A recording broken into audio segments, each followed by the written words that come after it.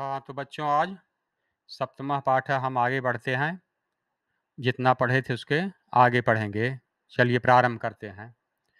यथा द्यौश्य पृथिवी च न विभीतो नरेष्यतः एवा मे प्राणमा बिभेह यथा हर्ष्य रात्रि च न विभीतो नरेष्यतः एवा मे प्राणमा बिभेह यथा सूर्यस्य चन्द्रस्य न विभीतो नरेष्यतः एवा मे प्राणमा बिभेह यथा सत्यं चानृतं च न बिभीतो नरेष्यतः एवा मे प्राणमा बिभेह एवा मे प्राणमा विभेह। अब हम संकल्प सिद्धिदायक पाठ पढ़ रहे हैं।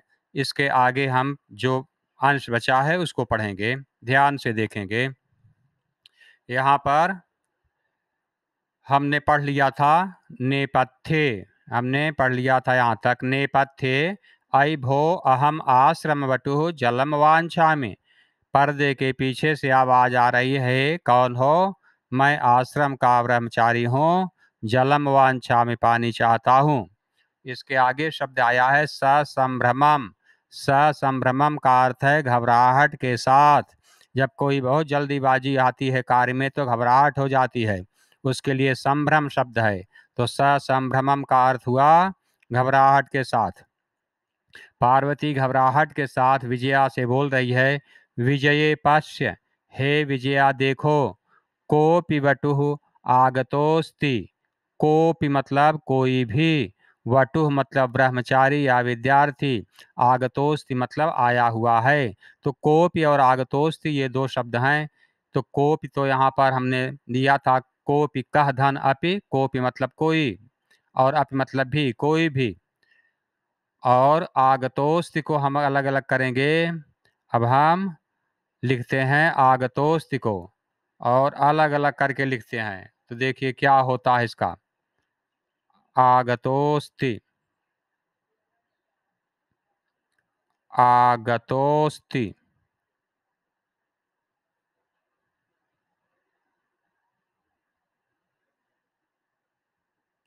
आगतोस्ति में दो शब्द हैं, एक है आगतः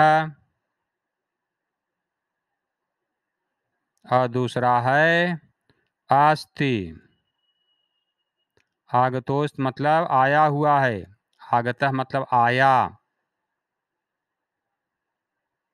और अस्ति मतलब है।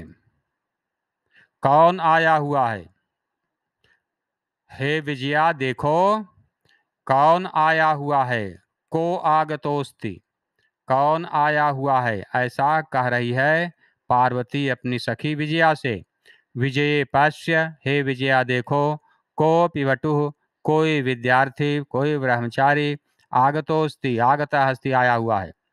फिर ब्रैकेट में देखिए बात कर रहे हैं, विजया झटिति आगच्छत। कुछ शब्द संस्कृत से हिंदी में ज्यों के त्यों आए हैं, थोड़ा सा बदल गए हैं।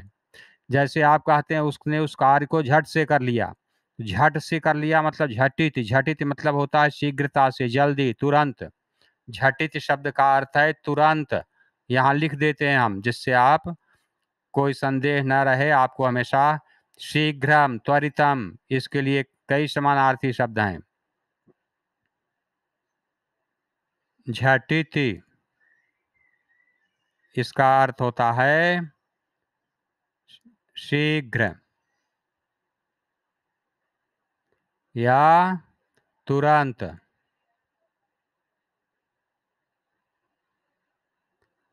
झटित मतलब जल्दी करना है, इसमें देर नहीं करना है कार्य में। तो झटित मतलब जल्दी से। अगच्छत गई, विजया झटिति अगच्छत, विजया जल्दी से गई वहां। और सहसैव, सहसा धन एव सहसैव, कई बार शब्द आ चुके हैं। वट रूपधारी शिव तत्र प्राविशत, और सहसैव अचानक ही वट का रूप धारण करने वाले, ब्रह्मचारी का रूप धारण करने वाले शिव शंकर जी तत्र प्राविशत वहां प्रवेश किए, जाकर के उनको लिवा आई। उस समय शिवजी एक वट का रूप धारण कर लिए थे, एक ब्रह्मचारी का रूप धारण कर लिए और पार्वती की परीक्षा लेने कि क्या सही में पति के रूप में चाह रही परीक्षा ले लें कि ऐसे ही केवल ऊपर से दिखावा है। तो सत्यता की जांच करने के लिए, तपस्या की कठिनता को देखने के लिए, परीक्षा लेने के लिए वे ब्रह्मचारी का रूप धारण करके आ गए वहां पर। तो सहसैव शब्द यहाँ पर है, मैं इसको लिख देता हूँ क्योंकि कभी तो आपको ध्यान में हो सकता है आए लिखा रहूंगा तो देखेंगे तो किस तरह से सर लिखे थे, अगर ध्यान करेंगे तो हो सकता है आपके मन मस्तिष्क में बातें पहुंचे, इसलिए मैं यहाँ पर लिखता भी चलता हूँ। सहसैव शब्द का अर्थ होता है अचानक ही, अचानक ही। इसमें दो शब्द हैं, सहसा धन एव। सहसा मतलब है अचानक, एव मतलब होता है ही। तो सहसैव अचानक ही वट रूपधारी शिव, वटु का रूप धारण करने वाले शिव तत्र प्राविशत, वहां प्रवेश किए। विजया कहती है वटो, हे वटु, हे ब्रह्मचारी जी, हे विद्यार्थी, स्वागतम ते, तुम्हारा स्वागत है। उपविशतु भवान, आप बैठें। उपविशतु का अर्थ है बैठें, यहाँ पर लिख भी देते हैं। उपविशतु नया शब्द आया है, उपविशतु, लोट लकार का रूप है ये। उपविशतु बैठें, आप बैठें, ये कह रहे हैं बैठिए यहाँ पर। उपविशतु भवान, आप बैठें। अब और बातें समझा रही है विजया। विजया कहती है इयम में सखी पार्वती, यह मेरी सखी पार्वती हैं। कौन है? कहा कि यह मेरी सखी पार्वती हैं। शिवम प्राप्तुम, शिव को प्राप्त करने के लिए, अत्र तपः करोति, यहाँ तपस्या कर रही हैं। इयम में सखी पार्वती, यह मेरी सखी पार्वती हैं। शिवम प्राप्तुम, शिव को, शंकर को प्राप्त करने के लिए, अत्र यहाँ पर, तपः करोति, तपस्या करती हैं, तपस्या कर रही हैं। कहा कि आप बैठिए, मेरे साथ ये मेरी सखी हैं, सहेली हैं, जिनका नाम पार्वती है, और ये यहाँ पर तपस्या कर रही हैं, और इनकी तपस्या का उद्देश्य है कि शिव प्राप्त हो जाएं। अब वटु विद्यार्थी देखो किस तरह से उत्तर दे रहा है यहाँ पर। हे तपस्विन, किम क्रियार्थम पूजोपकरणम वर्तते, स्नानार्थम जलम सुलभम, भोजनार्थम फलम वर्तते, त्वं तु जानासि एव शरीरमाद्यम खलु धर्म साधनम। अब देखो परीक्षा लेना शुरू कर दिए हैं शिवजी ब्रह्मचारी के रूप में। वे पूछ रहे हैं कि बताइए, मैं एक प्रश्न पूछना चाहता हूं कि हे तपस्विनी, हे तपस्या करने वाली, किम क्रियार्थम, क्या क्रिया के लिए, तपस्या के लिए, जो पूजा पाठ इत्यादि होता है, जो तपस्या होता है, क्या क्रियार्थम, क्या तपस्या के लिए, पूजोपकरणम वर्तते, यहाँ पूजा का उपकरण है। उपकरण मतलब सामग्री, सामान।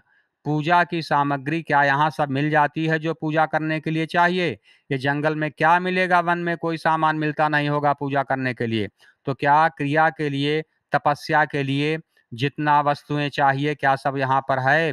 पूजोपकरणम वर्तते, पूजोपकरणम शब्द आपके शब्दार्थ में लिखा गया है, इसलिए मैं यहाँ नहीं लिख रहा हूँ। क्या तपस्या के लिए पूजा के सामान यहाँ पर वर्ते मतलब है? और बताओ स्नानार्थम, स्नान धन अर्थम, स्नानार्थम लिख लेते हैं इसको हम। स्नानार्थम, कोई शब्द ऐसा नहीं रहता जिसको कि हम लिख करके यहाँ पर न बताते हो आपको। स्नानार्थम अकेला है तो मैं लिखते हैं, आगे व्यंजन रहता है तो अनुस्वार लगा देते हैं। मतलब स्नान मतलब नहाना, स्नान के लिए, अर्थम मतलब होता है के लिए, स्नानार्थम मतलब नहाने के लिए, भोजनार्थम मतलब भोजन करने के लिए, पठनार्थम मतलब पढ़ने के लिए, गमनार्थम मतलब जाने के लिए, तो जिसके सामने अर्थ लग जाता है उसका मतलब हो जाता है उसके लिए। पूछ रहा है कि बताओ क्या स्नानार्थम, क्या नहाने के लिए जलम सुलभम, यहाँ पानी आसानी से मिल जाता है। और भोजनार्थम फलम वर्तते, वही भोजन धनार्थम भोजनार्थम, और भोजन के लिए फल मिलता है। कहा कि हाँ न तो पानी ठीक से मिलेगा, न खाना, न भोजन के लिए फल मिलेगा, तो क्या तपस्या कर रही हो? कोई तो सामान यहाँ पर उपलब्ध होता नहीं है। और कहा कि जानती हो अगर शरीर ही नहीं रहेगा तपस्या किस काम का। इसलिए कोई भी धर्म तभी हो सकता है जब हमारा शरीर स्वस्थ रहेगा।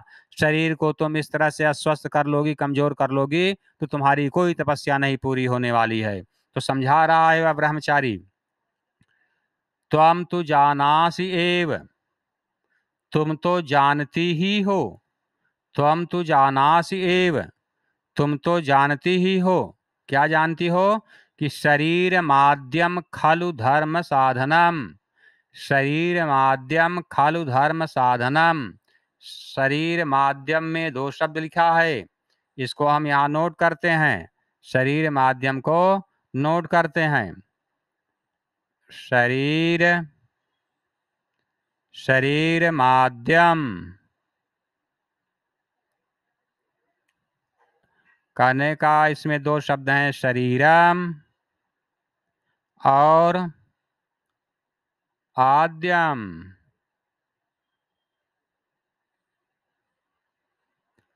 आद्यम शब्द का अर्थ होता है, आद्यम शब्द का अर्थ होता है आदि में रहने वाला, मतलब प्रारंभ में होने वाला, प्रारंभ में रहने वाला। आद्यम मतलब सबसे, सबके प्रारंभ में, सबके, सबसे पहले, सबसे पहले लिख देते हैं, सबसे प्रथम। जो सबसे पहले होता है उसको आद्य बोलते हैं। और खलु शब्द का अर्थ होता है अव्यय है, जिसका अर्थ होता है अवश्य ही, निश्चित रूप से, अवश्य ही या निश्चित रूप से।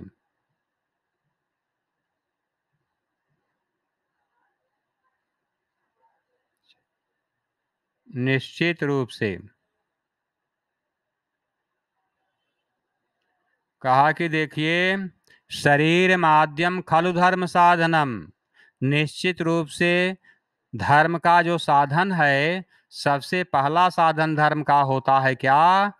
शरीरम, शरीरम एव, शरीर ही, शरीर ही आद्यम धर्म साधनम, शरीर ही आद्यम धर्म साधनम, मतलब सबसे पहला धर्म का साधन है क्या? शरीर। धर्म सिद्ध करने के लिए, धर्म का कार्य करने के लिए सबसे पहला सहायता करने वाला सहायक कौन होता है? शरीर। अगर शरीर ही नहीं है तो हम धर्म का कार्य नहीं कर पाएंगे, तो क्या तपस्या करोगी? इसलिए पहले शरीर के लिए जो आवश्यक चीजें हैं, नहाने के लिए पानी चाहिए, खाने के लिए फल चाहिए, ये सब वस्तुएं जहाँ हो वहाँ पूजा पाठ और तपस्या करनी है। यहाँ तुम्हारी इस तपस्या का कोई लाभ नहीं दिखेगा, क्योंकि तुम्हारा शरीर ही कमजोर हो जाएगा। इसलिए तपस्या मत करो। यह जब सुनती हैं तो पार्वती कुछ नहीं बोलती। पार्वती तूष्णीम तिष्ठति, पार्वती चुप बैठती हैं एकदम। तूष्णीम मतलब चुपचाप, बहुत बार शब्द आया है, जो न जाने लिख सकते हैं, मैं बहुत बार लिखा। तूष्णीम शब्द का अर्थ होता है चुपचाप, बिना कुछ बोले हुए, शब्दार्थ में भी दिया गया है। पार्वती तूष्णीम तिष्ठति, पार्वती चुपचाप बैठती हैं, कुछ नहीं बोलती हैं। तो वटु जब कुछ नहीं बोलती हैं तो फिर से देखिए पूछ रहा है वह ब्रह्मचारी। मैंने बताया है शंकर जी ब्रह्मचारी का रूप धारण करके परीक्षा लेने के लिए ही तो आए हैं। इसलिए पार्वती के मन की बात को जानना चाहते हैं। वो चुप रही हैं, नहीं कुछ बोल रही, फिर से पूछ रहे हैं, हे तपस्विनी, हे तपस्विनी, मुझे बताओ किमर्थम तपह तपसी, किस लिए तपस्या कर रही हो? तपह तपस मतलब तपस्या कर रही हो, किस उद्देश्य से तुम तपस्या कर रही हो? शिवाय, क्या शिव के लिए तपस्या कर रही हो? शंकर को पति के रूप में चाह रही हो, यह तपस्या तुम कर रही हो? इसी की तपस्या इतना कठिन यहाँ कर रही हो, बताओ मुझे कौन सी तपस्या है। अब पार्वती पुनः तूष्णीम तिष्ठति, पार्वती फिर चुपचाप रहती हैं, कुछ नहीं बोलती हैं, कोई उत्तर नहीं दे रही हैं। जब 2 बार उस ब्रह्मचारी ने पूछा और पार्वती ने कोई उत्तर नहीं दिया, तो अब सुन करके व्याकुल हो गई विजया। सोचती हैं शायद ये बोलना नहीं चाह रही हैं, कुछ बताना नहीं चाह रही हैं, इसलिए मैं ही बता दूं। विजया आकुली भूय, आकुल हो करके, व्याकुल हो करके, आकुली भूय मतलब व्याकुल होकर। चलो लिख लेते हैं यहाँ पर, आकुली भूय। अब आकुली भूय को लिखेंगे, देखें पेज मेरे पास है नहीं बच्चों। अब देखो एक नया पेज यहाँ पर लाता हूँ तो वहाँ शब्दार्थ लिखूंगा, एक पेज यहाँ पर ऐड कर देते हैं। अब यहाँ पर हम नया शब्द लिखेंगे, आकुली भूय। शब्द हमको लिखना है आकुली भूय, आकुली भूय। आकुली भूय शब्द का अर्थ होगा व्याकुल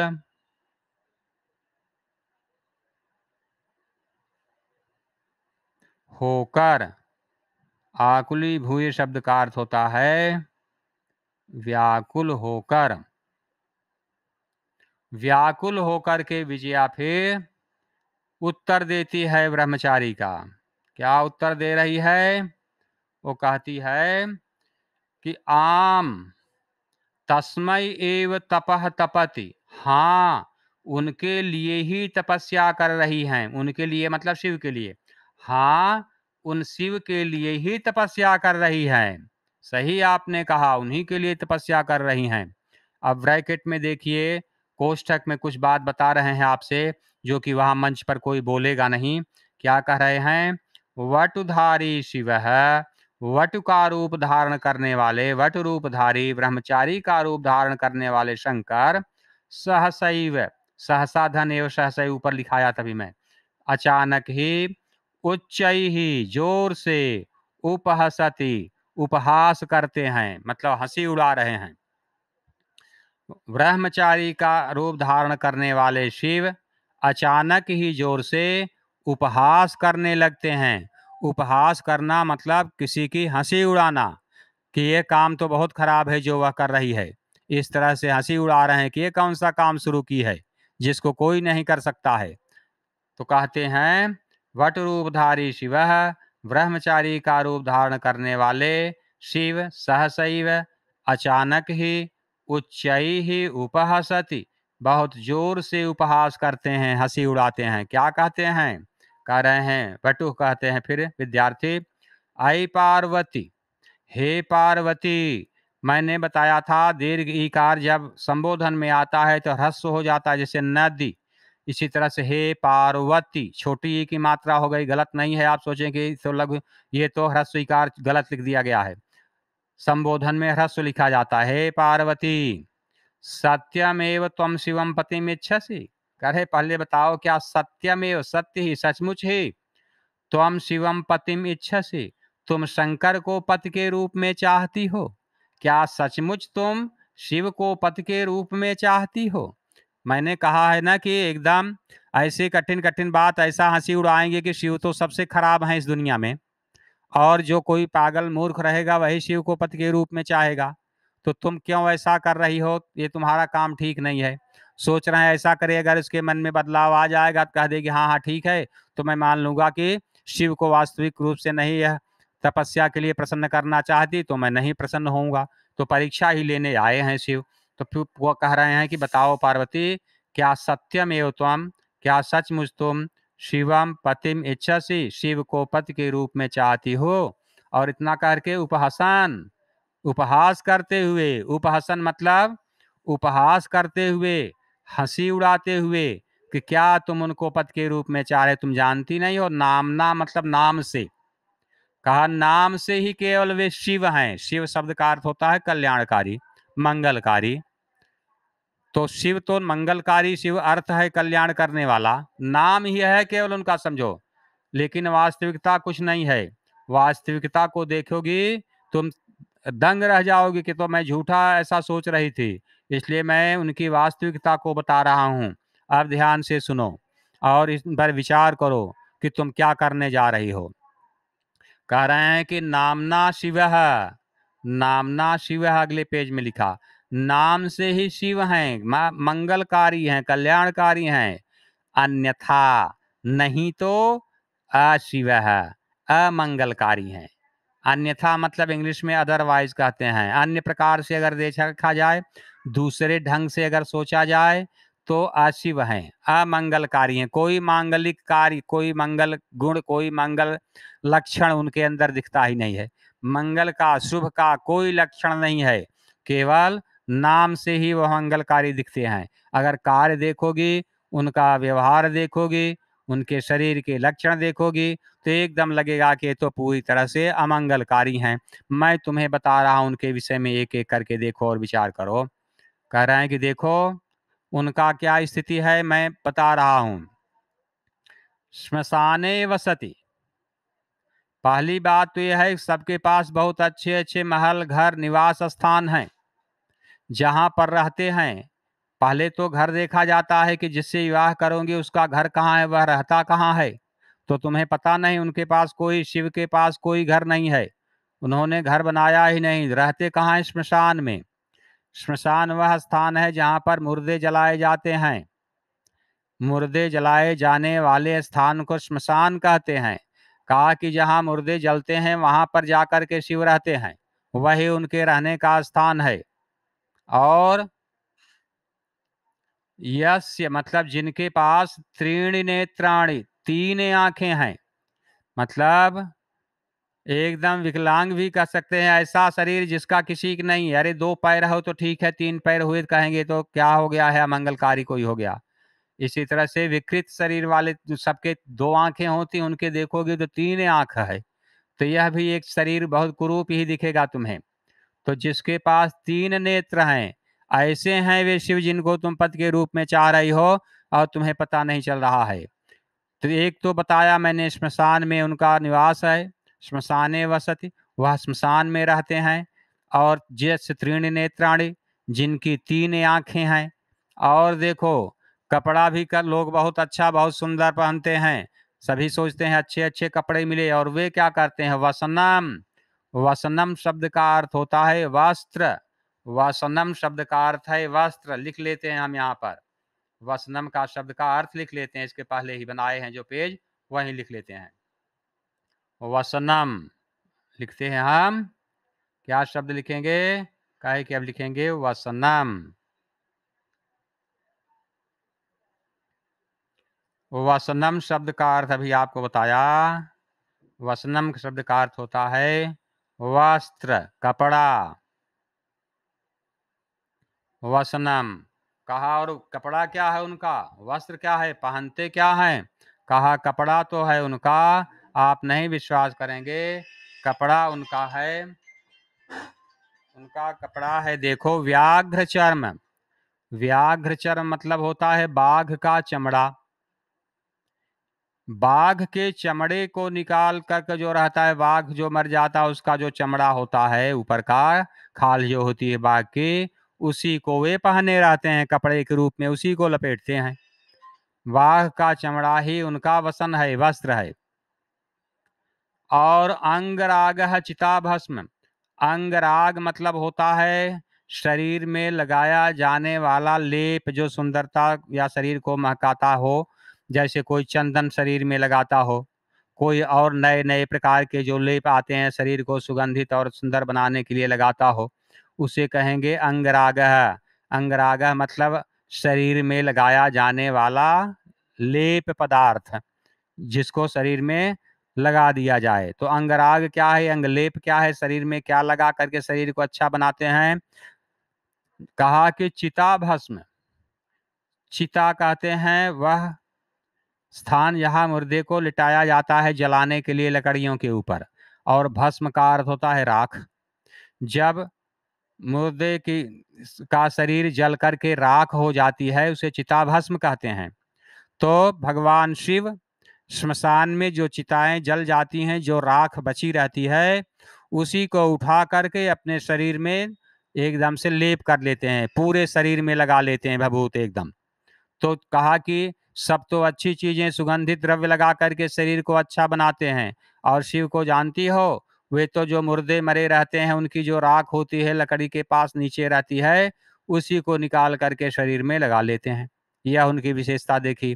और एक बताऊं कि सबके परिवार के जो प्राणी हैं वे बहुत अच्छे ही होंगे, सदस्य बहुत अच्छे अच्छे होते हैं, लेकिन हमारे शिव जो हैं, इनके जो परिवार के लोग हैं, परिजना हैं, परिवार के जो व्यक्ति हैं, जो इनके साथ रहने वाले लोग हैं, जो सेवक हैं, वे सब कौन है? भूत गणाः, प्रेतों का समूह। भूत प्रेत जो होते हैं उनके गण मतलब समूह।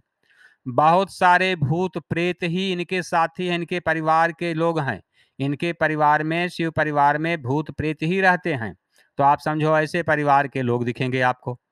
तो क्या इस तरह के परिवार वाले, इस तरह से के कपड़े वाले और इस तरह के शरीर वाले ऐसे शिव को तुम पति के रूप में चाह रही हो? ये तो मुझे नहीं लग रहा है। किम, क्या तम एव शिवम, उसी शिव को, उसी शंकर को पतिम इच्छसि, पति के रूप में इच्छा कर रही हो, पति के रूप में चाह रही हो? यह तो तुम्हारी बुद्धि की एक कोई बहुत अच्छी बात मैं नहीं सोच रहा हूं कि ऐसा आपने विचार कर लिया कि ऐसे शिव को पति के रूप में चाहूं जो मंगलकारी हैं। मंगलकारी तो नाम से है, नाम शिव है, लेकिन पूर्ण रूप से अमंगल लक्षण उनके अंदर दिखते हैं। क्यों? क्योंकि श्मशाने वसति, श्मशान में वे निवास करते हैं। यस्य त्रीणि नेत्राणि, और जिनकी 3 आंखें हैं। वसनम व्याघ्र चर्म, बाघ का चमड़ा ही जिनका कपड़ा है। अंगरागः चिता भस्म, चिता से में जो भस्म या राख होती है वही उनका अंगराग या अंगलेप का काम करती है। परिजनाश्च, और उनके परिजन, उनके परिवार के लोग, उनके परिवार के लोग या उनके साथी जो साथ में रहते हैं, वे सब भूतगणाः, कौन है? वे भूत प्रेत के समूह ही होते हैं। किम तम एव शिवम, क्या उसी शिव को पतिम इच्छसि, पति के रूप में चाह रही हो? तो मतलब खूब निंदा किया। शिव क्योंकि परीक्षा लेना चाह रहे हैं, वही ब्रह्मचारी बने हैं, इसलिए शिव जो है शिव की ही खूब निंदा कर रहे हैं। क्योंकि अगर आंतरिक मन से शिव को पति के रूप में चाहने की तपस्या उसकी नहीं होगी मन से, तो फिर क्यों उनके लिए वह सफलता सिद्धि दें? तो परीक्षा में जब सफल होगी तभी तो सिद्धि मिलेगी। तो जब खूब निंदा करेंगे तो सोच रहे हैं तो कह देगी हाँ हाँ आपने तो ठीक बताया, शिव तो ठीक नहीं है, इसलिए उनके लिए तपस्या करना निरर्थक है। तो वह अपनी तपस्या छोड़ देगी, और जब छोड़ देगी तो कोई प्रसन्नता की बात ही नहीं है। तो यही परीक्षा है, और इसके लिए वहां पर पहुंचे हुए हैं।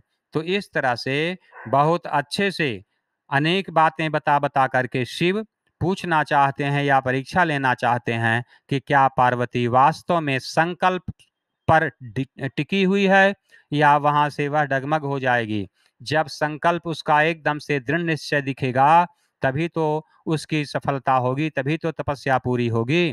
तो तपस्या के लिए शिव ने ब्रह्मचारी का रूप धारण करके परीक्षक के रूप में पहुंचे हुए हैं, और इस तरह से तमाम प्रश्न पूछ करके देख रहे हैं, और उसके पार्वती की तपस्या की परीक्षा ले रहे हैं। तो अब इतना ही आज हम लोग रखेंगे।